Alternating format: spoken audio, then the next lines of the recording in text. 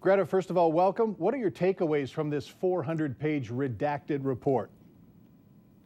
Well, first, it's a great read for the American people. Just think of it. Think of the transparency. How many nations can you actually go online and read about investigations of your leaders? So that's the good thing. That's the good news. I suppose good news for the president.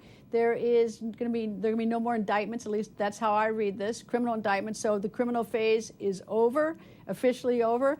But now we move into the political phase. That's going to get rough, and it's going to get rough for the president. There are going to be hearings on Capitol Hill. The House Judiciary Committee is going to have an oversight hearing on the Justice Department about this investigation.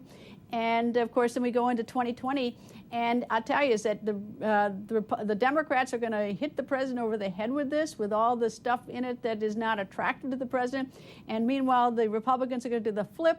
They're going to say, you know, look at how great this report is, that this was a hoax, a witch hunt. So I tell everybody who's watching this is that unlikely any vote is going to be changed by this report, but it is going to get very loud politically out there. But I think people should read the report because I think transparency is a good thing. Does the report reflect what Attorney General Barr said earlier today? The what? I'm sorry, you Does it reflect cut out. what Attorney General Barr said earlier today?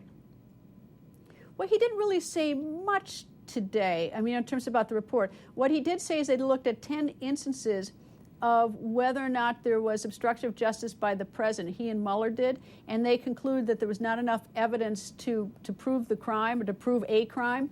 And, you know, that's going to be pretty much in the eye of the beholder. You know, Mike, if I went up to you in Fargo, North Dakota, and stuck a gun in your back and said, give me your wallet, everybody who's listening would know that's armed robbery. That's pretty clear. Obstruction of justice is one of those really squishy crimes. It's hard to tell whether or not it could be proven or not. It's really hard because it's a little bit in the eyes of the beholder. You know, how do you tell someone's intent? Does the person have an innocent reason for saying that? And so prosecutors want to be particularly cautious in charging that one. I'm not saying the president obstructed justice. I'm not saying that he didn't obstruct justice. It's just a very different type of crime.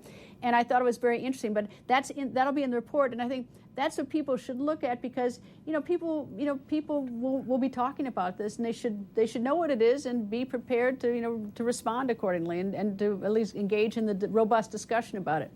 Greta, thanks for sharing your thoughts with the people of North Dakota and Minnesota. I appreciate it. Thank you, Mike.